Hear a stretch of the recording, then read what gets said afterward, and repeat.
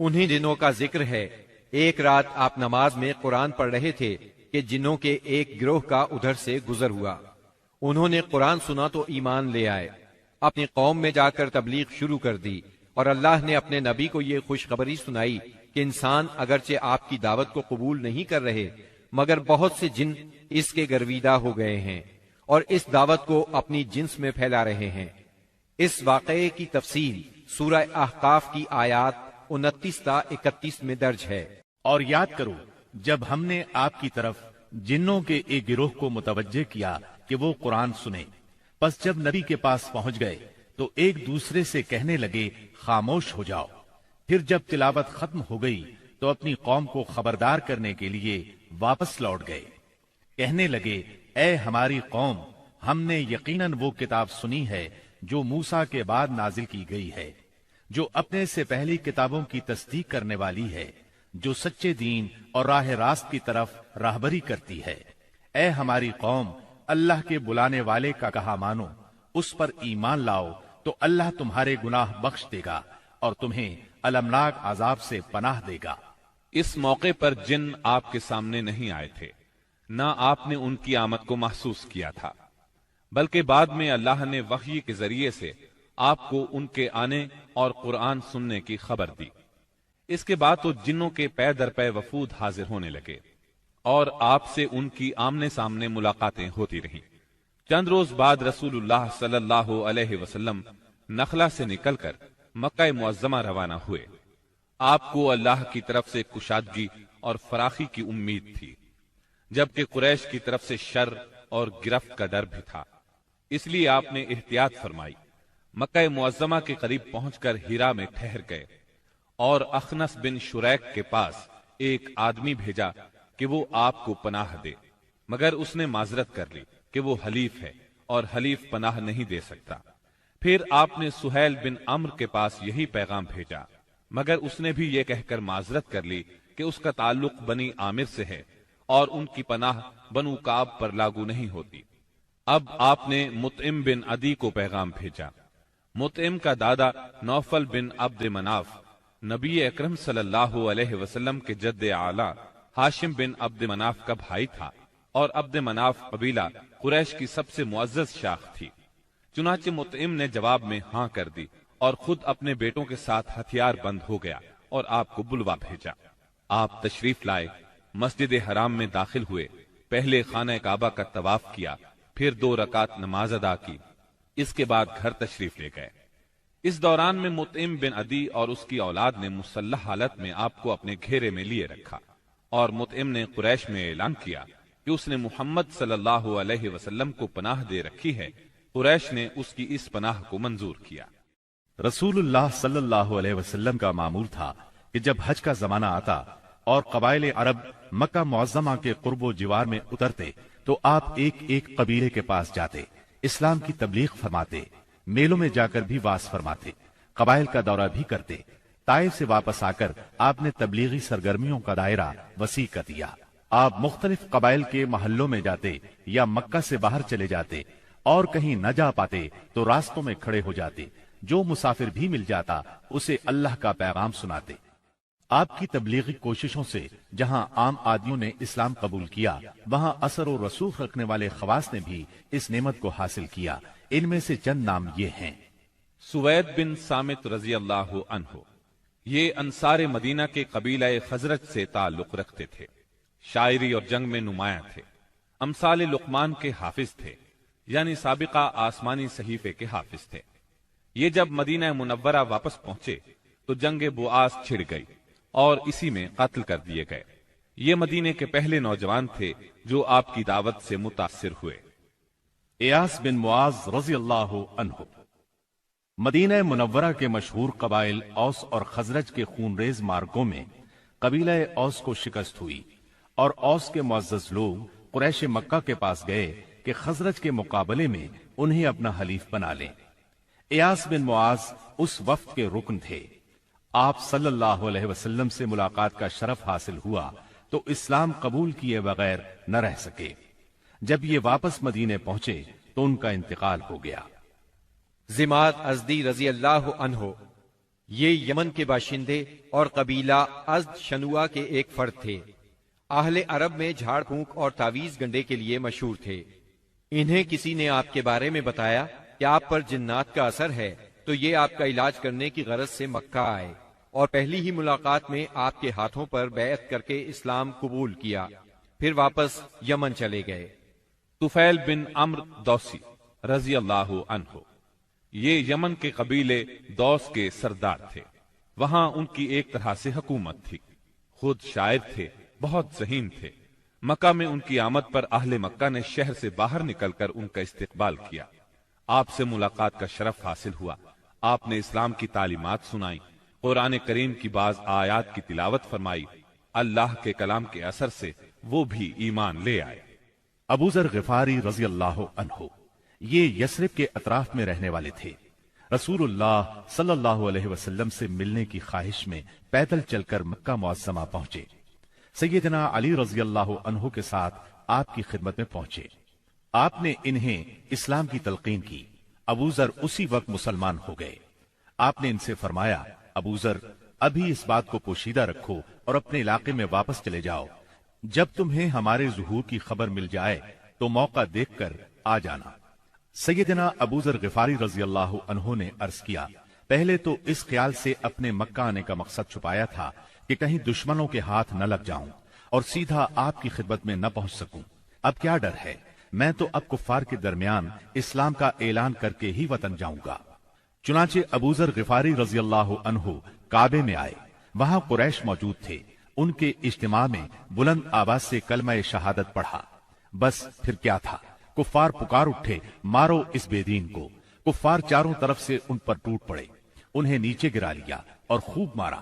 سیدنا عباس رضی اللہ عنہ نے دیکھ لیا، پکار اٹھے، یہ تو قبیلہ غفار کا آدمی ہے، جہاں تم تجارت کے لیے جاتے ہو اور کھجوریں لاتے ہو، اگر یہ مر گیا تو تم تجارت کے لیے اس طرف نہیں جا سکو گے۔ یہ سن کر انہوں نے ابو ذر کو چھوڑ دیا۔ دوسرے دن وہ پھر خانہ کعبہ پہنچے اور بلند آواز سے کلمہ پڑھا۔ قریش نے پھر مارا۔ آخر چند روز بعد ابو ذر واپس اپنے گھر چلے گئے۔ یہ پہلے صحابی ہیں جنہوں نے اسلام کا کلمہ بلند آواز میں پڑھ کر خانہ کعبہ میں کفار سے مار کھائی اور اسلام کے لیے ہر سختی کو خوشی سے برداشت کیا۔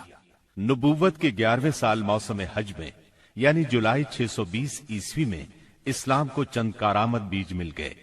وہ دیکھتے ہی دیکھتے سرسبز و شاداب درخت بن گئے۔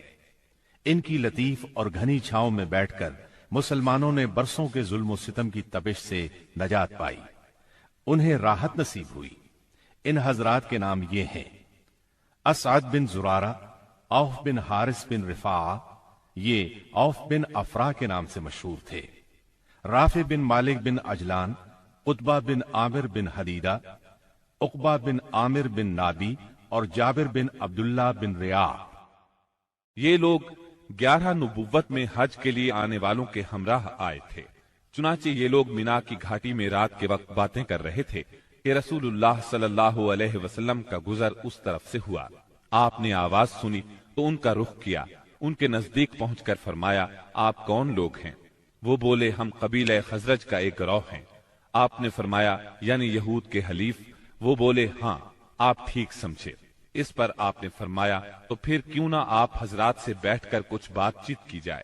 انہوں نے کہا، ضرور، کیوں نہیں، تشریف رکھیے۔ چنانچہ آپ صلی اللہ علیہ وسلم وہاں ان کے پاس بیٹھ گئے۔ آپ نے ان پر اسلام کی حقیقت واضح کی، قرآن کی تلاوت کی اور اللہ عز و جل کی طرف دعوت دی۔ اس پر انہوں نے ایک دوسرے سے حیران ہو کر کہا، دیکھو، یہ تو وہی نبی معلوم ہوتے ہیں جن کے حوالے سے یہود تمہیں دھمکیاں دیا کرتے ہیں، کہیں وہ اسلام لانے میں پہل نہ کر جائیں۔ چنانچہ ان حضرات نے فوراً ہی اسلام قبول کر لیا۔ پھر انہوں نے کہا، ہم اپنی قوم کو ایسی حالت میں چھوڑ کر آئے ہیں کہ کسی اور قوم میں ان جیسی دشمنی نہیں ہے، پس اگر اللہ تعالیٰ انہیں آپ پر اکٹھا کر دے تو ان کے لیے آپ سے معزز کوئی نہیں ہوگا۔ پھر انہوں نے وعدہ کیا، ہم دین کی دعوت دیں گے، آئندہ سال حج کے موقع پر پھر آپ سے ملاقات کریں گے۔ اور پھر جب یہ لوگ واپس مدینہ منورہ گئے تو اپنے ساتھ اسلام کا پیغام بھی لے گئے۔ چنانچہ وہاں گھر گھر اسلام کا چرچا ہونے لگا۔ उसी साल यानी शव्वाल 11 नबूवत में रसूलुल्लाह सल्लल्लाहु अलैहि वसल्लम ने सैयदा आयशा रज़ियल्लाहु अन्हा से निकाह फरमाया। उस वक्त उनकी उम्र 6 बरस थी। फिर हिजरत के पहले साल शव्वाल ही में मदीने में उनकी रुखसती हुई। उस वक्त उनकी उम्र 9 बरस थी। नबूवत के 12वें साल अल्लाह ताला ने रसूलुल्लाह सल्लल्लाहु अलैहि वसल्लम को मेराज कराई। सुब्हानल्लज़ी अस्रा बिअब्दिही लैलन मिनल मस्जिदिल हराम इलल मस्जिदिल अक़सा الذي باركنا حوله لنريه من آياتنا إنه هو السميع البصير۔ पाक है वो जात जिसने अपने बंदे को रातों रात मस्जिद हराम से मस्जिद अक्सा तक की सैर कराई, जिसके गिर्द हमने बरकत दे रखी है ताकि उसे हम अपनी निशानियां दिखाएं। बेशक वो खूब सुनने वाला, खूब देखने वाला है।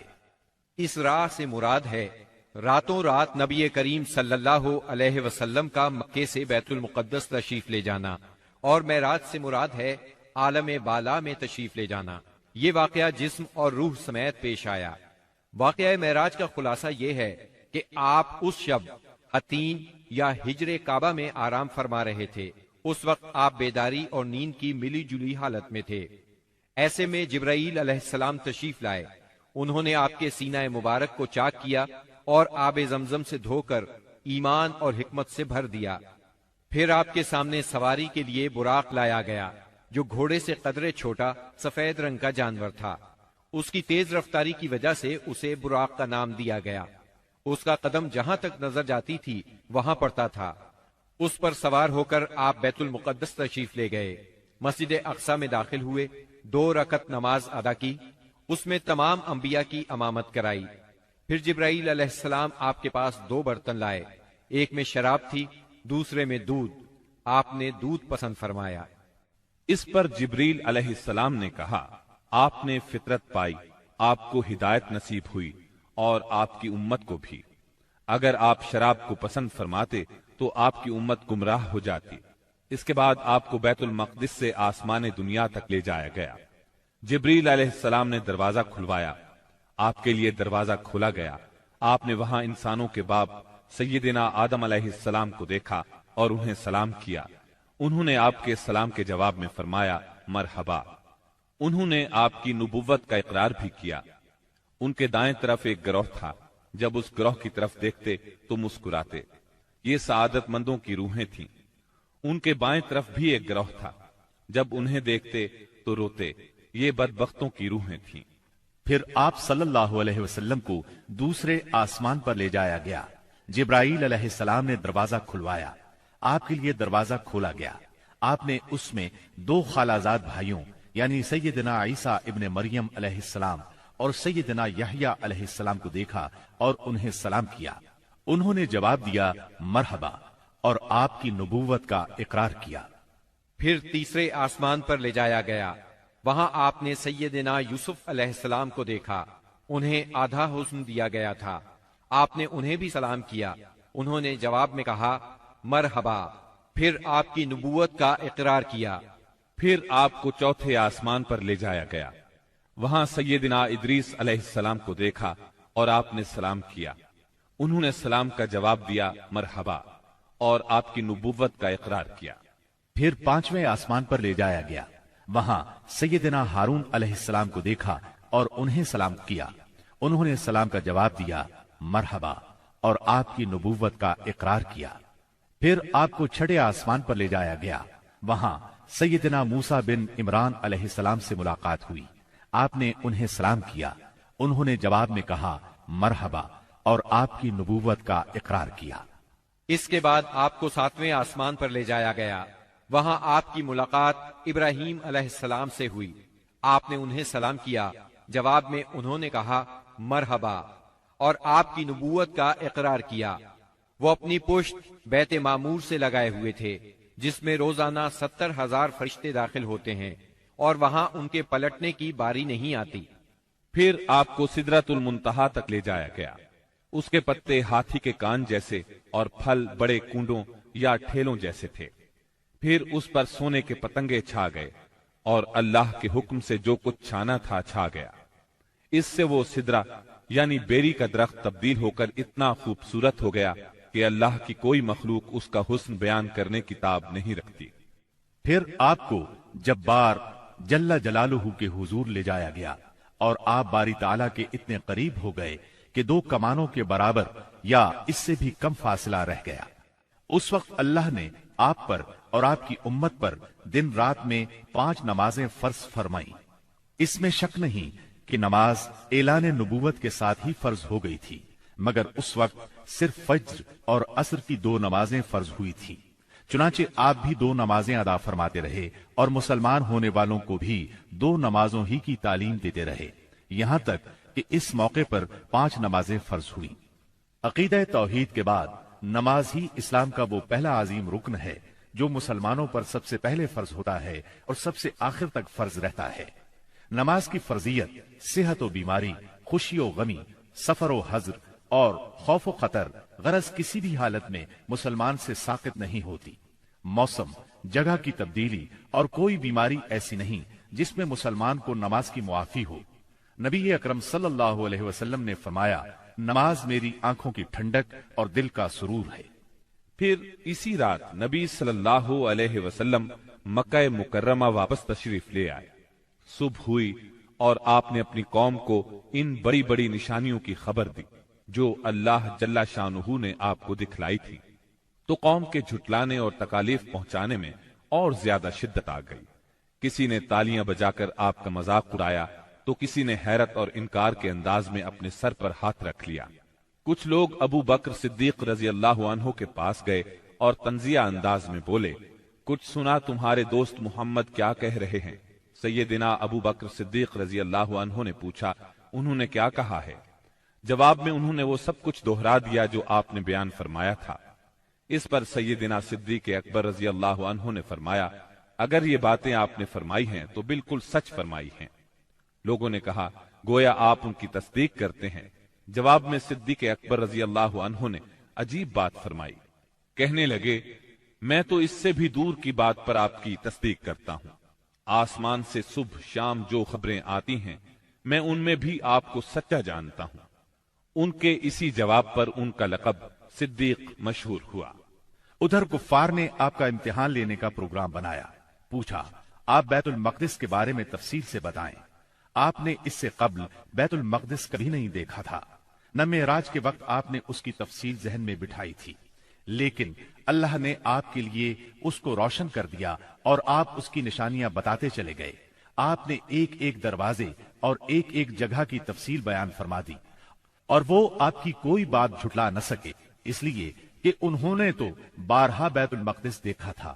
وہ صرف اتنا کہہ سکے، جہاں تک نشانیوں کا تعلق ہے وہ آپ نے درست بتائی ہے۔ پھر انہوں نے ایک قافلے کے بارے میں سوال کیا۔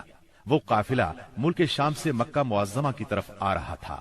آپ نے اس قافلے کے اونٹوں کی تعداد، قافلے کی دوسری تفصیل اور مکہ پہنچنے کا وقت اور جو اونٹ سب سے آگے آ رہا تھا اس کی مکمل خبر انہیں دے دی۔ پھر جو تفصیل آپ نے قافلے کی بیان فرمائی تھی وہ بالکل اسی کے مطابق مکہ معظمہ میں داخل ہوا، لیکن وہ ظالم پھر بھی آپ پر ایمان نہ لائے، اپنے کفر ہی پر ڈٹے رہے۔ ہم بتا چکے ہیں کہ نبوت کے 11ویں سال موسم حج میں یثرب کے 6 آدمیوں نے اسلام قبول کر لیا تھا اور رسول اللہ صلی اللہ علیہ وسلم سے وعدہ کیا تھا کہ اپنی قوم میں جا کر آپ کی رسالت کی تبلیغ کریں گے۔ اس کا نتیجہ یہ ہوا کہ اگلے سال جب موسم حج آیا، یعنی ذی الحج 12 نبوی بمطابق جولائی 621 عیسوی، تو 12 آدمی حاضر ہوئے۔ ان میں 10 خزرج سے اور 2 اوس سے تھے۔ یہ لوگ مینا کی گھاٹی میں رسول اللہ صلی اللہ علیہ وسلم کے ساتھ جمع ہوئے۔ عقبہ کی اس بیعت کی تفصیل صحیح بخاری میں سیدنا عبادہ بن صامت رضی اللہ عنہ سے مروی ہے۔ وہ بیان کرتے ہیں کہ رسول اللہ صلی اللہ علیہ وسلم نے فرمایا، آؤ مجھ سے اس بات پر بیعت کرو کہ اللہ کے ساتھ کسی چیز کو شریک نہیں کرو گے، چوری نہیں کرو گے، زنا نہیں کرو گے، اپنی اولاد کو قتل نہیں کرو گے، اپنے ہاتھ پاؤں کے درمیان سے گھڑ کر کوئی بہتان نہیں لاؤ گے، اور کسی بھلی بات میں میری نافرمانی نہیں کرو گے۔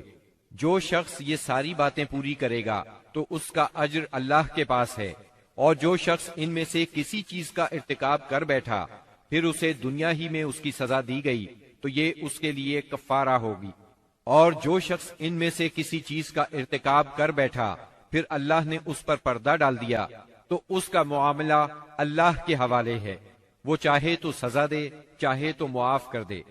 سیدنا عبادہ فرماتے ہیں کہ ہم نے اس پر آپ سے بیعت کی۔ بیعت پوری ہو گئی اور حج ختم ہو گیا تو نبی کریم صلی اللہ علیہ وسلم نے ان کے ساتھ مصعب بن عمیر رضی اللہ عنہ کو روانہ فرمایا تاکہ وہ لوگوں کو قرآن پڑھائیں اور دین سکھائیں۔ سیدنا مصعب بن عمیر رضی اللہ عنہ نے ابو امامہ اسعد بن زرارہ رضی اللہ عنہ کے گھر قیام فرمایا، پھر دونوں اسلام کی تبلیغ کے لیے سرگرم ہو گئے۔ اس کے بعد اگلے سال موسم حج سے پہلے مصعب بن عمیر رضی اللہ عنہ بہت سی کامیابیوں کی بشارتیں لیے مکہ معظمہ واپس آ گئے۔ موسم حج 13 نبوت میں یثرب کے 70 سے زیادہ مسلمان حج کی ادائیگی کے لیے مکہ تشریف لائے۔ یہ اپنی قوم کے مشرک حاجیوں میں شامل ہو کر آئے تھے۔ مسلمانوں نے طے کیا کہ رسول اللہ صلی اللہ علیہ وسلم کو مدینہ منورہ آنے کی دعوت دیں گے، چنانچہ یہ لوگ ایام تشریق کے درمیانے روز یعنی 12 ذی الحجہ کو رات کے وقت جمرہ عقبہ کے پاس گھاٹی میں جمع ہوئے۔ یہ کل 75 آدمی تھے، 62 خزرج کے اور 11 اوس کے، ان کے ساتھ 2 عورتیں بھی تھیں، اور یہ اجتماع بالکل خفیہ طریقے سے ہوا۔ نبی اکرم صلی اللہ علیہ وسلم اپنے چچا سیدنا عباس رضی اللہ عنہ کے ساتھ ان لوگوں کے پاس پہنچے۔ سیدنا عباس رضی اللہ عنہ ابھی تک مسلمان نہیں ہوئے تھے، لیکن اپنے بھتیجے کے معاملے میں اطمینان چاہتے تھے، اس لیے سب سے پہلے انہوں نے ہی بات کی۔ بولے، رسول اللہ صلی اللہ علیہ وسلم اپنی قوم اور اپنے شہر میں عزت اور حفاظت کے ساتھ ہیں، لہٰذا اگر تمہارا یہ خیال ہے کہ تم انہیں جس چیز کی طرف بلا رہے ہو اسے نبھاؤ گے اور انہیں ان کے مخالفین سے بچا لو گے تو تم نے جو ذمہ داری اٹھائی ہے اسے اچھی طرح جان لو، ورنہ ابھی سے انہیں چھوڑ دو۔ ان کے جواب میں اہل یثرب کے ترجمان سیدنا برا بن معرور رضی اللہ عنہ نے کہا، ہم رسول اللہ صلی اللہ علیہ وسلم سے سچے دل سے وفاداری کا ارادہ رکھتے ہیں، اپنی جانیں ان پر نچھاور کر دیں گے، لہٰذا اے اللہ کے رسول آپ بات کیجئے اور اپنے رب کے لیے اور اپنے لیے جو عہد و پیمان پسند ہو لے لیجئے۔ اس کے بعد رسول اللہ صلی اللہ علیہ وسلم نے گفتگو فرمائی، آپ نے قرآن کریم کی تلاوت فرمائی، پھر ان حضرات کو اللہ کی طرف دعوت دی، اسلام کی طرف رغبت دلائی اور اپنے رب کے لیے عہد لیا۔ فرمایا، تنہا اسی کی عبادت کرو اور اس کے ساتھ کسی کو شریک نہ کرو۔ اس پر اہل یثرب نے کہا، ہم کس چیز پر آپ سے بیعت کریں؟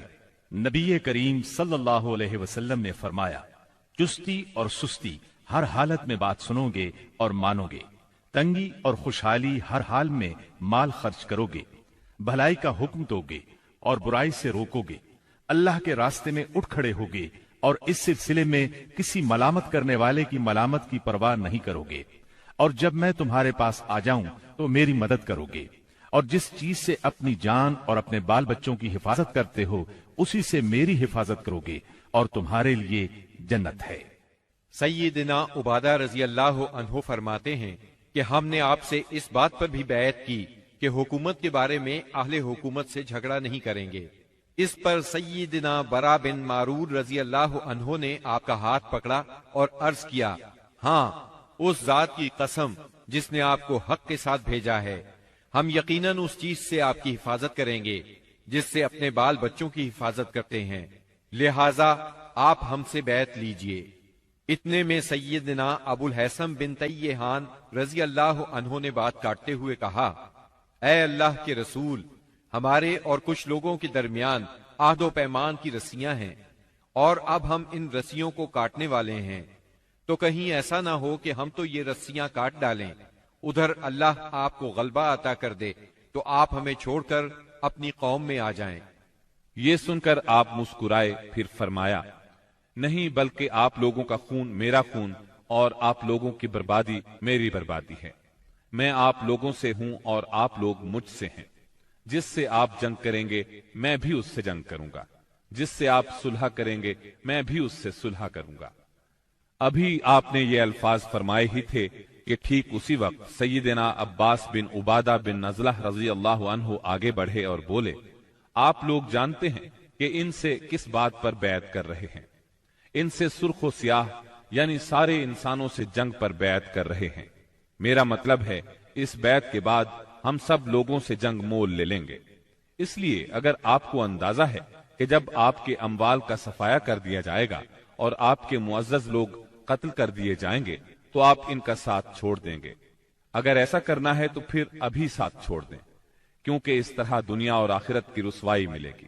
اور اگر آپ لوگوں کا خیال یہ ہے کہ مال کی تباہی اور معزز لوگوں کے قتل کے باوجود عہد نبھائیں گے تو پھر انہیں لے لیجئے، کیونکہ یہ اللہ کی قسم دنیا و آخرت کی بھلائی ہے۔ تب ان لوگوں نے کہا، ہم انہیں اپنے مالوں کی تباہی اور معزز لوگوں کے قتل کے خطرے کے باوجود ساتھ لیتے ہیں۔ اللہ کے رسول بتلائیے اس کے بدلے میں ہمارے لیے کیا ہے؟ آپ نے فرمایا، جنت۔ اب لوگوں نے کہا، اپنا ہاتھ پھیلائیں۔ آپ نے ہاتھ پھیلا دیا، سب لوگ بیعت کے لیے لپکے، مگر عین اس لمحے آپ کا ہاتھ اسد بن زرارہ رضی اللہ عنہ نے پکڑ لیا اور کہا، اہل یثرب ذرا ٹھہرو، ہم آپ کی خدمت میں لمبا سفر کر کے اس یقین کے ساتھ حاضر ہوئے ہیں کہ آپ اللہ کے رسول ہیں۔ آج آپ کو یہاں سے لے جانے کا مطلب ہے سارا عرب ہمارا دشمن ہو جائے گا، ہمیں اپنے سرداروں کا قتل اور تلواروں کے وار برداشت کرنا ہوں گے۔ اب اگر آپ سب لوگ یہ بات برداشت کرنے کے لیے تیار ہیں تو انہیں لے لیں، اس صورت میں آپ کا اجر اللہ کے ہاں ہے، اور اگر آپ لوگوں کو اپنے بارے میں کوئی اندیشہ ہے تو انہیں ابھی چھوڑ دیں، یہ عذر اللہ کے نزدیک زیادہ قابل قبول ہوگا۔ یہ سن کر لوگوں نے کہا، اسد اپنا ہاتھ ہٹائیے، اللہ کی قسم نہ ہم اس بیعت کو چھوڑ سکتے ہیں نہ توڑ سکتے ہیں۔ اس کے بعد ایک ایک آدمی نے اٹھ کر بیعت کی۔ دونوں عورتوں کی بیعت صرف زبان سے ہوئی، ان سے آپ نے مصافحہ نہیں فرمایا، بلکہ فرمایا بس ان کی بیعت ہو گئی، میں عورتوں سے مصافحہ نہیں کرتا۔ بیعت مکمل ہو چکی تو رسول اللہ صلی اللہ علیہ وسلم نے فرمایا، اپنے میں سے 12 نقیب پیش کریں جو اپنی قوم کے نگران ہوں گے، ان کے معاملات کے ذمہ دار ہوں گے۔ اس پر 9 آدمی خزرج سے اور 3 آدمی اوس سے منتخب کیے گئے۔ جب ان کا انتخاب ہو چکا تو رسول اللہ صلی اللہ علیہ وسلم نے فرمایا، آپ لوگ اپنی قوم کے تمام معاملات کے ذمہ دار ہیں، جس طرح عیسیٰ علیہ السلام کے حواری ان کی طرف سے کفیل ہوئے تھے، اور میں اپنی قوم یعنی مسلمانوں کا کفیل ہوں۔ ان سب نے ایک زبان ہو کر کہا، جی ہاں۔ تو یہ تھی دوسری بیعت عقبہ۔ یہ نبی صلی اللہ علیہ وسلم کی زندگی میں اب تک کی سب سے بڑی بیعت تھی۔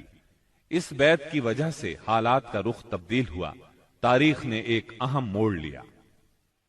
عقبہ کی پہلی اور دوسری بیعت کے بعد یثرب میں مسلمانوں کو امن اور پناہ کی جگہ مل گئی، اس لیے نبی کریم صلی اللہ علیہ وسلم نے مکے کے مسلمانوں کو اجازت دے دی کہ وہ اپنا وطن چھوڑ کر شہر مدینہ ہجرت کر جائیں۔ مکہ میں اب گنتی کے چند مسلمان رہ گئے تھے۔ نبی کریم صلی اللہ علیہ وسلم سیدنا ابو بکر صدیق رضی اللہ عنہ اور سیدنا علی رضی اللہ عنہ کو خاص اہمیت دیتے تھے، اسی لیے قریش کو اندازہ تھا کہ اب یہ تینوں بھی مدینے چلے جائیں گے۔ انہیں مسلمانوں کی مدینہ منورہ کی طرف ہجرت اور وہاں ان کے اجتماع سے اپنے دین، اپنی تجارت اور اپنے وجود کے لیے بھی خطرہ محسوس ہوا۔ چنانچہ وہ 26 صفر 14 نبوت بمطابق 16 ستمبر 22 عیسوی جمعرات کے دن پہلے پہر غور و خوض کے لیے دار الندوہ میں جمع ہوئے۔ اس اجتماع میں قریش کے قریباً سبھی سردار موجود تھے۔ ابلیس بھی نجد کے ایک شیخ جلیل کی صورت میں اجازت لے کر ان میں شریک ہوا۔ ان سب لوگوں کو اصل مسئلہ پیش کیا گیا، سب نے اپنے اپنے انداز میں اور اپنی اپنی عقل کے مطابق تجویز پیش کی، لیکن ہر تجویز میں کوئی نہ کوئی خامی محسوس ہوئی، اس لیے تمام تجاویز رد کر دی گئیں۔ اب ابو جہل نے کہا، اس کے بارے میں میری ایک رائے ہے، میں نے دیکھا ہے کہ تم اب تک اس پر نہیں پہنچے۔ وہ رائے یہ ہے کہ ہم ہر قبیلے سے ایک مضبوط صاحب نسب اور باکا جوان منتخب کریں، ان میں سے ہر ایک کو ایک ایک تلوار دیں، اس کے بعد سب کے سب اس شخص کا رخ کریں، اور اسے ایک ہی وار میں اس طرح قتل کریں کہ سب کی تلواریں اس پر پڑیں۔ اس طرح اس کا خون سارے قبائل میں بکھر جائے گا اور عبد مناف سارے قبیلوں سے جنگ نہیں کر سکیں گے، اس لیے دیت یعنی خون بہا لینے پر راضی ہو جائیں گے اور وہ ہم انہیں دے دیں گے۔ شیخ نجدی یعنی ابلیس نے فوراً کہا، یہ ہوئی بات جو اس جوان نے کہی، رائے ہو تو ایسی، باقی سب بیکار۔ باقی لوگوں نے بھی اس رائے کو منظور کیا اور پھر اس کی تیاری میں لگ گئے۔ ابو جہل کے اس شیطانی منصوبے پر عمل کرنے کے لیے ایک رات سب قبیلوں کے بہادر ہاتھوں میں تلواریں لیے رسول اللہ صلی اللہ علیہ وسلم کے گھر کے چاروں طرف چھپ کر کھڑے ہو گئے۔ یہ قریش کا مکر تھا، لیکن انہوں نے یہ مکر اللہ سبحانہ و تعالی کے مقابلے میں کیا تھا، اس لیے اللہ نے اس طرح کا وار کیا کہ وہ سمجھ بھی نہ سکے۔ چنانچہ جبریل علیہ السلام نازل ہوئے اور نبی صلی اللہ علیہ وسلم کو قریش کی سازش کی خبر دی، ہجرت کی اجازت دی، دن اور نکلنے کا وقت مقرر کیا اور قریش کے مکر کو رد کرنے کا پروگرام بنایا۔ چنانچہ فرمایا، جس بستر میں آپ سویا کرتے ہیں آج کی رات اس بستر پر نہ سوئیں۔ چنانچہ اس رات آپ نے سیدنا علی رضی اللہ عنہ کو اپنے بستر پر سلا دیا۔ کفار نے آپ کے بستر پر سیدنا علی رضی اللہ عنہ کو چادر تانے سوئے ہوئے دیکھا تو گمان کیا کہ آپ سو رہے ہیں، چنانچہ فخر اور غرور سے مٹکنے لگے اور آپ کی گھات میں بیٹھ گئے تاکہ جب آپ اٹھ کر باہر نکلیں تو سب آپ پر ٹوٹ پڑیں۔ ادھر رسول اللہ صلی اللہ علیہ وسلم عین اس حالت میں کہ یہ لوگ آپ کے گھر کو گھیرے میں لیے ہوئے تھے باہر تشریف لائے۔ آپ اس وقت سورہ یاسین کی آیت 9 تلاوت فرما رہے تھے۔ اور ہم نے ان کے آگے بھی دیوار بنا دی اور ان کے پیچھے بھی، پھر ان پر پردہ ڈال دیا تو یہ دیکھ نہیں سکتے۔ ہم نے ان کے آگے رکاوٹ کھڑی کر دی اور ان کے پیچھے رکاوٹ کھڑی کر دی، پس ہم نے انہیں ڈھانک لیا اور وہ دیکھ نہیں رہے ہیں۔ چنانچہ اللہ تعالیٰ نے ان کی نگاہیں پکڑ لیں اور وہ آپ کا قطعاً احساس نہ کر سکے۔ اس کے بعد آپ اپنے گھر سے اسی وقت ابو بکر صدیق رضی اللہ عنہ کے گھر تشریف لے گئے اور انہیں اللہ کے حکم کی خبر دی۔ ابو بکر صدیق رضی اللہ عنہ پہلے ہی ہجرت کے لیے تیار تھے، چنانچہ انہوں نے اپنا تمام اثاثہ 6000 درہم اور ستوؤں کا تھیلا لیا اور مکان کی ایک کھڑکی سے نکل کر دونوں حضرات نے یمن کا رخ کیا اور فجر کی پو پھٹنے سے پہلے سور نامی پہاڑ کے ایک غار تک جا پہنچے۔ کوہ سور مکہ معظمہ سے 5 میل دور جنوب مغرب میں واقع ہے۔ اس ویران پہاڑ میں ایک تنگ غار ہے، یہ غار سور کے نام سے مشہور ہے۔ یہ غار اب تک موجود ہے، مکے سے مدینہ شمال کی طرف ہے۔ قریش کا خیال تھا کہ آپ نے اپنا سفر شمال ہی کی طرف کیا ہوگا، لیکن آپ اپنے سفر کا آغاز مخالف سمت سے کر کے غار سور میں جا پہنچے۔ ابو بکر صدیق رضی اللہ عنہ بھی آپ کے ساتھ تھے، اس لیے انہیں یار غار کہا جاتا ہے۔ رسول اللہ صلی اللہ علیہ وسلم اپنے یار غار کے ساتھ 3 دن اور 3 راتیں غار سور میں رہے۔ رات کی تاریکی میں سیدنا ابو بکر صدیق رضی اللہ عنہ کے فرزند سیدنا عبداللہ بن ابی بکر رضی اللہ عنہ دشمنوں کی سرگرمیوں کی اطلاعات پہنچاتے رہے۔ ادھر سیدنا ابو بکر صدیق رضی اللہ عنہ کے غلام عامر بن فہیرہ بکریاں چراتے رہتے اور جب رات کا ایک حصہ گزر جاتا تو ان بکریوں کو لے کر ان کے پاس پہنچ جاتے۔ اس طرح دونوں حضرات دودھ نوش فرما لیتے۔ پھر صبح سویرے ہی عامر بن فہیرہ بکریاں ہانک کر چل دیتے اور وہ بکریوں کو عبداللہ بن ابی بکر رضی اللہ عنہ کے قدموں کے نشانات پر سے لے جاتے تاکہ وہ نشانات مٹ جائیں۔ باقی رہے قریش تو ان کے جوان رسول اللہ صلی اللہ علیہ وسلم کے اٹھنے کے انتظار میں گھر کو گھیرے بیٹھے رہے یہاں تک کہ صبح ہو گئی۔ صبح ہونے پر جب سیدنا علی رضی اللہ عنہ آپ کے بستر سے اٹھے تو قریش کے ہوش اڑ گئے۔ انہوں نے سیدنا علی رضی اللہ عنہ سے آپ کے بارے میں پوچھا تو انہوں نے جواب دیا، مجھے علم نہیں۔ اس پر انہوں نے سیدنا علی رضی اللہ عنہ کو مارا اور گھسیٹ کر خانہ کعبہ تک لے گئے۔ کچھ دیر قید رکھا، پھر جب محسوس کیا کہ انہیں قید میں رکھنے کا کوئی فائدہ نہیں تو چھوڑ دیا۔ اس کے بعد یہ لوگ سیدنا صدیق اکبر رضی اللہ عنہ کے گھر آئے۔ ان کی صاحبزادی سیدہ اسماء رضی اللہ عنہا سے ان کے بارے میں پوچھا۔ انہوں نے فرمایا مجھے معلوم نہیں۔ اس پر خبیث ابو جہل نے ان کے رخسار پر اس زور کا تماچا مارا کہ کان کی بالی گر گئی۔ پھر انہوں نے ہر طرف آپ کی تلاش شروع کر دی اور یہ اعلان بھی کیا جو کوئی ان دونوں کو زندہ یا مردہ حاضر کرے اسے ہر ایک کے بدلے 100 اونٹ انعام میں دیے جائیں گے۔ اس طرح بہت سے لوگ انعام کے لالچ میں نکل کھڑے ہوئے۔ کچھ تلاش کرنے والے غار ثور تک بھی جا پہنچے۔ وہ غار کے اس قدر نزدیک پہنچ گئے کہ اگر جھک کر نیچے دیکھ لیتے تو انہیں دیکھ لیتے۔ یہ صورتحال دیکھ کر سیدنا ابو بکر صدیق رضی اللہ عنہ فکر مند ہوئے۔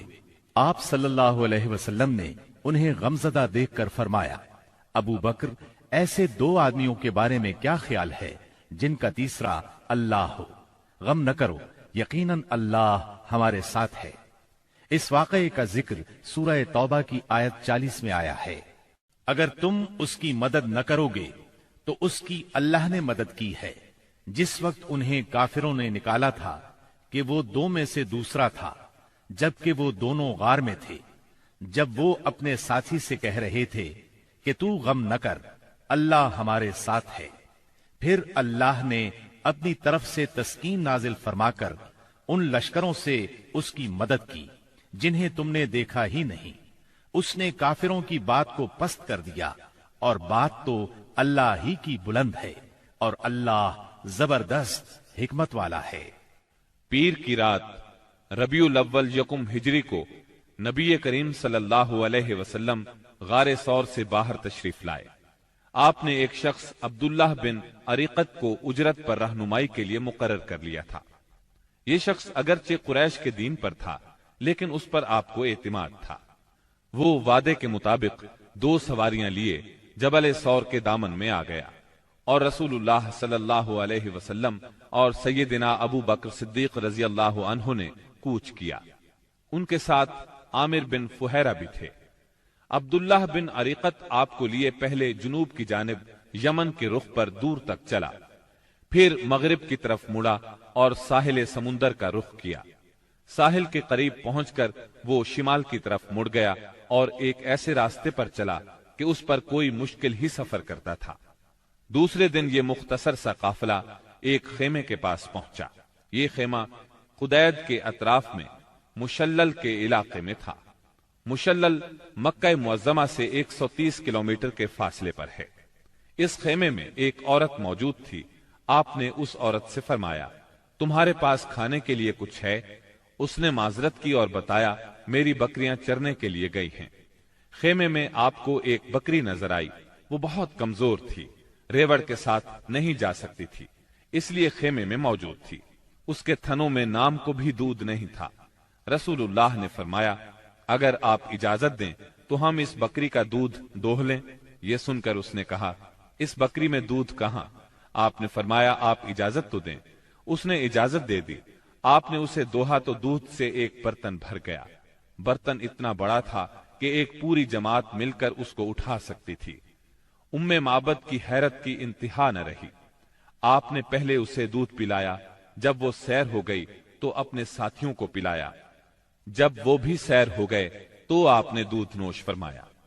پھر اس برتن کو تھنوں کے نیچے رکھ کر دودھ دوہا۔ وہ برتن دوبارہ بھر گیا۔ برتن ام معبد کے پاس چھوڑ کر آپ آگے روانہ ہوئے۔ بکریاں چرا کر جب اس عورت کا خاوند گھر آیا تو دودھ سے بھرا برتن دیکھ کر حیران ہوا۔ دریافت کرنے پر ام معبد نے ساری بات کہہ سنائی۔ نبی صلی اللہ علیہ وسلم کا حلیہ سر سے لے کر پاؤں تک اور بات چیت کا انداز تک اسے بتایا۔ یہ سن کر ابو معبد بول اٹھا یہ تو واللہ صاحب قریش ہیں۔ میرا ارادہ ہے کہ آپ کا ساتھ اختیار کروں اور کوئی راستہ ملا تو ایسا ضرور کروں گا۔ کہا جاتا ہے کہ دونوں میاں بیوی کچھ عرصے بعد مدینہ منورہ پہنچے اور اسلام کی دولت سے مالا مال ہوئے۔ آپ قدید سے آگے بڑھے۔ ادھر سراقہ بن مالک بن جوشم مدلجی نے قریش کے انعام کا اعلان سن کر لالچ میں آ کر اپنے گھوڑے پر آپ کا پیچھا کیا اور قدید تک پہنچ گیا۔ آپ کے نزدیک پہنچا تو اس کا گھوڑا پھسل گیا۔ سراقہ نیچے آ گرا۔ وہ اٹھا اور فال کے تیر نکالے، دیکھنا چاہتا تھا کہ اسے کوئی نقصان تو نہیں پہنچنے والا۔ تیر وہ نکلا جو ناپسندیدہ تھا، لیکن اس نے بری فال کی پرواہ نہ کی، پھر سوار ہو کر آگے بڑھا۔ وہ اس حد تک قریب پہنچ گیا کہ آپ کی قرات کی آواز سنائی دینے لگی۔ آپ نے اس طرف کوئی توجہ نہ کی، جبکہ سیدنا ابو بکر صدیق رضی اللہ عنہ بار بار مڑ کر دیکھ رہے تھے۔ ایسے میں اچانک اس کے گھوڑے کے اگلے دونوں پاؤں زمین میں دھس گئے، یہاں تک کہ گھٹنوں تک جا پہنچے اور وہ ایک بار پھر نیچے گرا۔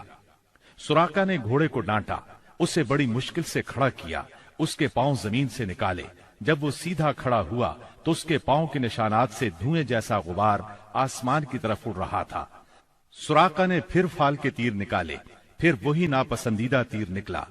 اس سے اس پر زبردست خوف اور روب طاری ہو گیا اور اسے یقین ہو گیا کہ رسول اللہ صلی اللہ علیہ وسلم کا معاملہ غالب آ کر رہے گا، چنانچہ وہ پکار اٹھا، مجھے امان دی جائے۔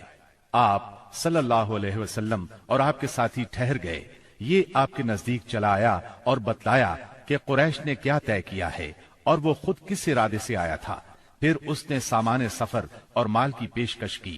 آپ نے کچھ لینے سے انکار فرمایا، البتہ اس سے فرمایا تم ہمارے بارے میں کسی کو نہ بتانا۔ سراقہ نے پروانہ امن کا مطالبہ کیا۔ آپ نے عامر بن فہیرہ کو حکم دیا اور انہوں نے چمڑے پر لکھ دیا۔ پھر سراقہ وہاں سے واپس پلٹا اور جو کوئی آپ کی تلاش میں ملا اس سے کہتا گیا، میں اس طرف کی کھوج لے چکا ہوں، یہاں تمہارا جو کام تھا میں کر چکا ہوں۔ اس طرح تلاش کرنے والے اس راستے پر آگے نہ بڑھ سکے، واپس لوٹتے چلے گئے۔ راستے میں رسول اللہ صلی اللہ علیہ وسلم کو بریدہ بن حسیب اسلمی ملے۔ یہ اپنی قوم کے سردار تھے۔ قریش نے جس زبردست انعام کا اعلان کر رکھا تھا، اسی کے لالچ میں نبی صلی اللہ علیہ وسلم اور سیدنا ابو بکر صدیق رضی اللہ عنہ کی تلاش میں نکلے تھے۔ لیکن جب رسول اللہ صلی اللہ علیہ وسلم سے سامنا ہوا اور بات چیت ہوئی تو نقد دل دے بیٹھے اور اپنی قوم کے 70 آدمیوں سمیت وہیں مسلمان ہو گئے۔ پھر اپنی پگڑی اتار کر نیزے سے باندھ لی، جس کا سفید پھریرا ہوا میں لہرا رہا تھا، اور بشارت سنا رہا تھا کہ امن کا بادشاہ، صلح کا حامی، دنیا کو عدالت اور انصاف سے بھرپور کرنے والا تشریف لا رہا تھا۔ آپ وادی ریم میں پہنچے تو سیدنا زبیر بن عوام سے ملاقات ہوئی۔ یہ مسلمانوں کے ایک تجارتی قافلے کے ساتھ شام سے واپس آ رہے تھے۔ انہوں نے رسول اللہ صلی اللہ علیہ وسلم اور ابو بکر صدیق رضی اللہ عنہ کو سفید پارچجات پیش کیے۔ سوموار 8 ربیع الاول 14 نبوت بمطابق 1 ہجری 23 ستمبر 622 عیسوی کو رسول اللہ صلی اللہ علیہ وسلم قباء میں داخل ہوئے۔ ادھر اہل مدینہ نے جب سے رسول اللہ صلی اللہ علیہ وسلم کی روانگی کی خبر سنی تھی، روزانہ صبح ہی صبح ہرہ کی طرف نکل جاتے تھے اور جب سخت دوپہر ہو جاتی تو واپس پلٹ آتے۔ ایک روز طویل انتظار کے بعد لوگ اپنے اپنے گھروں کو واپس جا چکے تھے کہ ایک یہودی اپنے کسی ٹیلے پر کچھ دیکھنے کے لیے چڑھا۔ کیا دیکھتا ہے کہ رسول اللہ صلی اللہ علیہ وسلم اور آپ کے ساتھی سفید کپڑوں میں ملبوس چلے آ رہے ہیں۔ اس نے بے خود ہو کر نہایت بلند آواز سے کہا، عرب کے لوگوں، یہ رہا تمہارا نصیب جس کا تم انتظار کر رہے تھے۔ مسلمانوں نے اس کی آواز سنی تو ہتھیار اٹھا کر استقبال کے لیے دوڑ پڑے۔ سب نے مل کر اللہ اکبر کا نعرہ لگایا۔ پھر یہ لوگ ہرہ تک چلے آئے اور وہیں آپ سے ملاقات کی۔ اس کے بعد آپ داہنی جانب مڑ گئے اور قباء میں بنی عمرو بن عوف کی آبادی میں قیام فرمایا۔ آپ سیدنا ابو بکر صدیق رضی اللہ عنہ کے ساتھ دوسرے لوگوں کے درمیان میں بیٹھ گئے۔ اب ہوا یہ کہ جو بھی آتا سیدنا ابو بکر صدیق کو اللہ کا رسول خیال کر کے انہیں سلام کرتا، اس لیے کہ آپ کے بالوں میں سفیدی آ چکی تھی۔ جب اللہ کے رسول صلی اللہ علیہ وسلم پر دھوپ آ گئی اور ابو بکر رضی اللہ عنہ نے آپ کو دھوپ سے بچانے کے لیے چادر تانی تو لوگوں کو معلوم ہوا کہ یہ اللہ کے رسول ہیں۔ اس کے بعد قباء میں آپ نے کلثوم بن حدم رضی اللہ عنہ کے ہاں قیام فرمایا۔ اس سلسلے میں دوسری روایت یہ ہے کہ سعد بن خیثمہ رضی اللہ عنہ کے مکان پر قیام فرمایا۔ وہاں آپ نے 4 دن قیام فرمایا اور مسجد قباء کی بنیاد رکھی اور اس میں نماز پڑھی۔ نبی اکرم صلی اللہ علیہ وسلم نے فرمایا، جو شخص قباء میں 2 رکعت نماز پڑھے اسے عمرے کا ثواب ہوگا۔ نبی کریم صلی اللہ علیہ وسلم کے بعد سیدنا علی رضی اللہ عنہ مکہ مکرمہ میں 3 روز ٹھہرے۔ اس دوران میں مکے کے لوگوں کی جو امانتیں رسول اللہ صلی اللہ علیہ وسلم کے پاس تھیں ان کو ادا کیا، پھر پیدل چل پڑے اور قباء میں رسول اللہ صلی اللہ علیہ وسلم سے آ ملے۔ انہوں نے کلثوم بن ہدم رضی اللہ عنہ کے مکان پر قیام کیا۔ رسول اللہ صلی اللہ علیہ وسلم 5ویں دن یہاں سے روانہ ہوئے۔ یہ جمعے کا دن تھا۔ اللہ کے حکم پر روانہ ہوئے۔ ابو بکر صدیق رضی اللہ عنہ آپ کے پیچھے بیٹھے تھے۔ آپ نے اپنے ننھیال بنو نجار کے پاس پیغام بھجوایا۔ وہ لوگ تلواریں لٹکائے حاضر ہوئے۔ آپ نے ان کی معیت میں مدینہ منورہ کی طرف کوچ فرمایا۔ آپ بنو سالم بن عوف کی بستی میں پہنچے تو جمعے کا وقت ہو گیا۔ آپ نے وہیں بطن وادی میں جمعے کی نماز پڑھائی جس میں 100 آدمی شریک تھے۔ جمعے کے بعد نبی کریم صلی اللہ علیہ وسلم نے مدینے کا رخ کیا۔ اس وقت تک لوگ استقبال کے لیے امڑ آئے تھے۔ گھر اور گلی کوچے حمد و تسبیح سے گونج رہے تھے اور انصار کی بچیاں خوشی و مسرت سے یہ اشعار پڑھ رہی تھیں۔ طلع البدر علينا من ثنيات الوداع وجب الشكر علينا ما دعا لله داعي أيها المبعوث فينا جئت بالأمر المطاع۔ ہم پر مدینے کے اطراف سے 14ویں کا چاند طلوع ہوا۔ جب تک اللہ کو پکارنے والا پکارے ہم پر شکر واجب ہے۔ اے ہم میں بھیجے گئے نبی، آپ واجب الاطاعت دین لے کر آئے ہیں۔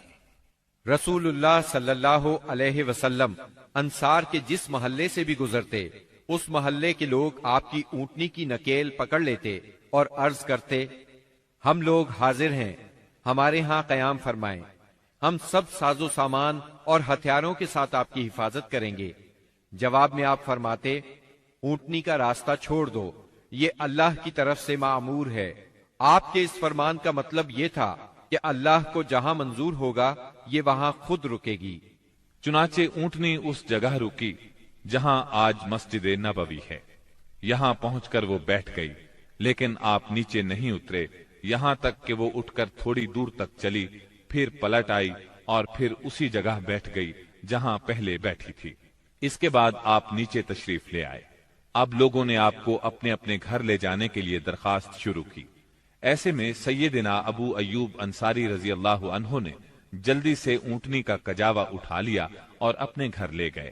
اس پر آپ نے فرمایا، آدمی اپنے کجاوے کے ساتھ ہے۔ ادھر سیدنا اسعد بن زرارہ رضی اللہ عنہ نے آ کر اونٹنی کی نکیل پکڑ لی، چنانچہ یہ اونٹنی انہی کے پاس رہی۔ صحیح بخاری میں سیدنا انس رضی اللہ عنہ سے روایت ہے کہ نبی صلی اللہ علیہ وسلم نے فرمایا، یہاں سے ہمارے کس آدمی کا گھر زیادہ قریب ہے؟ سیدنا ابو ایوب انصاری رضی اللہ عنہ فوراً بول اٹھے، اے اللہ کے رسول، میرا یہ دیکھیے، یہ رہا میرا مکان اور یہ رہا میرا دروازہ۔ نبی کریم صلی اللہ علیہ وسلم نے فرمایا، جاؤ اور ہمارے لیے قیلولہ کی جگہ تیار کرو۔ انہوں نے عرض کی، آپ دونوں حضرات تشریف لے چلیں، اللہ برکت دے۔ اس طرح میزبانی کا شرف سیدنا ابو ایوب انصاری رضی اللہ عنہ کے حصے میں آیا۔ جب رسول اللہ صلی اللہ علیہ وسلم مدینہ منورہ میں قیام پذیر ہو چکے تو آپ نے سیدنا زید بن حارثہ اور سیدنا ابو رافع رضی اللہ عنہما کو مکہ معظمہ بھیجا۔ وہ نبی کریم صلی اللہ علیہ وسلم کی دونوں صاحبزادیوں سیدہ ام کلثوم اور سیدہ فاطمہ، ام المومنین سیدہ سودا، ام ایمن اور سیدنا اسامہ بن زید رضی اللہ عنہ کو ساتھ لے آئے۔ ان کے ہمراہ سیدنا ابو بکر صدیق رضی اللہ عنہ کے فرزند عبد الرحمن بن ابی بکر بھی اپنے گھرانے کے افراد سیدہ ام رومان، سیدہ عائشہ اور سیدہ اسماء رضی اللہ عنہن کو لے کر مدینہ منورہ آ گئے۔ اب نبی اکرم صلی اللہ علیہ وسلم کی مدنی زندگی شروع ہوئی۔ اس دور کو 3 حصوں میں تقسیم کیا جا سکتا ہے۔ پہلا دور، اس میں فتنے بپا کیے گئے، اندر سے رکاوٹیں کھڑی کی گئیں اور باہر سے آ کر دشمنوں نے مدینہ منورہ کو صفحہ ہستی سے مٹانے کے لیے چڑھائیاں کی۔ یہ دور صلح حدیبیہ ذی قعدہ 6 ہجری پر ختم ہو جاتا ہے۔ دوسرا دور، اس میں بت پرست قیادت کے ساتھ صلح ہوئی۔ یہ دور فتح مکہ 8 ہجری پر ختم ہوتا ہے۔ اس دور میں دنیا کے بادشاہوں کو دین کی دعوت دی گئی۔ تیسرا دور، اس میں اللہ کی مخلوق دین میں فوج در فوج داخل ہوئی۔ اسی دور میں مدینہ منورہ میں مختلف قوموں اور قبیلوں کے وفود آئے۔ یہ دور نبی اکرم صلی اللہ علیہ وسلم کی حیات مبارکہ کے آخری دنوں تک ہے، یعنی ربیع الاول 11 ہجری تک۔ مدینہ منورہ پہنچنے کے بعد نبی کریم صلی اللہ علیہ وسلم نے سب سے پہلے مسجد تعمیر کرنے کا فیصلہ فرمایا۔ جس جگہ آپ کی اونٹنی بیٹھی تھی وہ جگہ بنو نجار کے 2 یتیم بچوں سہل اور سہیل کی تھی۔ آپ نے اس زمین پر مسجد بنانے کا ارادہ فرمایا۔ آپ نے بنو نجار کے لوگوں کو بلا بھیجا۔ وہ حاضر خدمت ہوئے تو آپ نے ان سے مسجد کی تعمیر کی بات کی۔ انہوں نے زمین بطور ہبہ قبول کرنے کی درخواست کی، لیکن آپ نے اس زمین کو بغیر قیمت کے لینا پسند نہ فرمایا۔ آپ نے یہ زمین قیمتاً خریدی اور بنفس نفیس مسجد کی تعمیر میں شریک ہوئے۔ اس زمین میں مشرکین کی چند قبریں اور غرقد کے چند درخت بھی تھے۔ رسول اللہ صلی اللہ علیہ وسلم نے مشرکین کی یہ قبریں اکھڑوا دیں اور کھجوروں اور درختوں کو کاٹ کر قبلے کی جانب لگا دیا۔ پھر مسجد کی تعمیر شروع ہوئی۔ آج اس مسجد کو دنیا اسلام مسجد نبوی کہتی ہے۔ نبی اکرم صلی اللہ علیہ وسلم نے مسجد کے بازو میں چند مکانات بھی تعمیر کیے جن کی دیواریں کچی اینٹوں کی تھیں۔ ان پر کھجور کے تنے رکھے گئے، پھر ان پر کھجور کی شاخیں اور پتے بچھائے گئے۔ یہ ازواج مطہرات کے حجرے تھے۔ ان حجروں کی تعمیر مکمل ہو جانے کے بعد آپ صلی اللہ علیہ وسلم سیدنا ابو ایوب انصاری رضی اللہ عنہ کے مکان سے یہاں منتقل ہوئے۔ مسجد نبوی صرف اسلامی تعلیم کی ادائیگی کے لیے نہیں تھی، بلکہ یہ ایک یونیورسٹی تھی جس میں مسلمان اسلامی تعلیم حاصل کرتے تھے۔ اس مسجد کا صحن ایک ایسی جگہ تھی جس میں مدتوں جاہلانہ نفرت، عداوت، کشاکش اور باہمی لڑائیوں سے دوچار رہنے والے قبائل کے افراد اب میل ملاپ اور پیار و محبت سے بیٹھتے، دین کی تعلیم حاصل کرتے اور یہ تعلیم اپنی عورتوں تک پہنچاتے تھے۔ یہ ایک مرکز تھا۔ اسی مرکز سے اس ننھی سی اسلامی ریاست کا نظام چلایا جاتا تھا اور مختلف قسم کی مہمات یہاں سے بھیجی جاتی تھیں۔ اس کے علاوہ اس کی حیثیت ایک پارلیمنٹ کی بھی تھی جس میں مجلس شورا اور مجلس انتظامیہ کے اجلاس منعقد ہوتے تھے۔ ان تمام امور کے ساتھ ساتھ مسجد نبوی فقراء اور مساکین کی ایک کافی بڑی تعداد کا ٹھکانہ بھی تھی۔ یہ وہ لوگ تھے جن کا کوئی مکان نہیں تھا، جن کے پاس کوئی مال تھا، نہ بیوی بچے تھے۔ انہی اصحاب کو اصحاب صفہ کہا جاتا ہے۔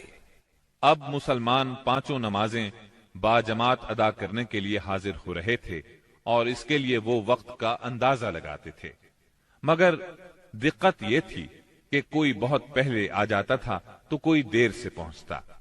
چنانچہ نبی کریم صلی اللہ علیہ وسلم اور مسلمانوں نے مشورہ کیا کہ کوئی ایسی علامت اختیار کی جائے جس سے سب کو وقت کا پتہ چل جائے۔ سیدنا عمر رضی اللہ عنہ نے کہا، کیوں نہ کسی آدمی کو بھیج دیا جائے جو الصلاۃ جامعۃ یعنی نماز جمع کرنے والی ہے پکار دیا کرے۔ رسول اللہ صلی اللہ علیہ وسلم نے یہی رائے قبول کی اور اسی پر عمل کیا۔ پھر عبداللہ بن زید بن عبد ربہ انصاری رضی اللہ عنہ نے خواب میں اذان سنی اور آ کر رسول اللہ صلی اللہ علیہ وسلم کو خبر دی۔ آپ نے فرمایا، یہ سچا خواب ہے۔ پھر آپ نے حکم فرمایا کہ وہ سیدنا بلال رضی اللہ عنہ کو یہ کلمات القاء کرتے جائیں اور بلال پکارتے جائیں، کیونکہ ان کی آواز زیادہ بلند اور سریلی ہے۔ چنانچہ سیدنا بلال رضی اللہ عنہ نے اذان کہی۔ ان کی آواز سن کر سیدنا عمر رضی اللہ عنہ اپنی چادر گھسیٹتے ہوئے آئے اور بولے، اے اللہ کے رسول، اللہ کی قسم میں نے بھی خواب میں یہی الفاظ سنے ہیں۔ اس سے اس خواب کی مزید تائید ہو گئی اور اسی روز سے یہ اذان اسلام کا شعار بن گئی۔ مسجد کی تعمیر سے فارغ ہو کر رسول اللہ صلی اللہ علیہ وسلم کو ان مہاجرین کی فکر لاحق ہوئی جو مکہ معظمہ سے بے سر و سامان نکلے تھے، صرف ایمان اور اسلام کی دولت ساتھ لائے تھے۔ چنانچہ آپ نے مہاجرین اور انصار کے درمیان رشتہ اخوت یعنی بھائی چارہ قائم کرنے کی طرف توجہ فرمائی۔ آپ نے انصار کو سیدنا انس بن مالک رضی اللہ عنہ کے گھر جمع فرمایا۔ مہاجرین کی تعداد 45 تھی۔ آپ مہاجرین اور انصار میں سے ایک ایک کو بلاتے گئے اور فرماتے گئے تم بھائی بھائی ہو۔ پھر ہوا یہ کہ یہ اخوت حقیقی اخوت سے بھی بڑھ گئی۔ اس موقع پر انصار نے جس فیاضی، ایثار اور میزبانی کا مظاہرہ کیا، انسانی تاریخ اس کی مثال پیش کرنے سے قاصر ہے۔ انصار نے مہاجر بھائیوں کی حیثیت مہمانوں کی نہ رہنے دی، بلکہ انہیں اپنی جائیداد اور کاروبار میں برابر کا حصے دار بنا لیا۔ اس طرح مہاجرین بہت جلد اپنے پیروں پر کھڑے ہو گئے۔ مہاجرین سے یہ انصار کی محبت ہی کا نتیجہ تھا کہ انہوں نے نبی صلی اللہ علیہ وسلم پر اپنے کھجوروں کے باغات پیش کیے کہ آپ ان باغات کو ان کے اور مہاجرین کے درمیان تقسیم کر دیں۔ آپ نے انکار فرمایا تو انصار نے مہاجرین سے کہا آپ لوگ کام کر دیا کریں، ہم پھلوں میں آپ لوگوں کو شریک کر لیں گے۔ آپ صلی اللہ علیہ وسلم نے اس تجویز کو پسند فرمایا۔ سیدنا سعد بن ربیع رضی اللہ عنہ بڑے مالدار انصاری تھے۔ انہوں نے اپنے مہاجر بھائی سیدنا عبد الرحمن بن عوف رضی اللہ عنہ سے کہا میرا مال آدھا آدھا تقسیم کر لو، میری 2 بیویاں ہیں، دیکھو جو تمہیں پسند ہو مجھے بتلا دو، میں اسے طلاق دے دیتا ہوں، عدت گزر جائے تو اس سے شادی کر لینا۔ یہ سن کر سیدنا عبد الرحمن بن عوف رضی اللہ عنہ نے فرمایا اللہ آپ کے اہل اور مال میں برکت دے، مجھے آپ بازار کا راستہ بتا دیں۔ انہوں نے بنو قینقاع کے بازار کا پتہ بتلا دیا۔ یہ بازار چلے گئے، محنت مزدوری کی، واپسی پر ان کے پاس کچھ فاضل پنیر اور گھی تھا۔ پھر تھوڑے ہی دن گزرے تھے کہ انہوں نے مال بھی کمایا اور ایک انصاری عورت سے شادی بھی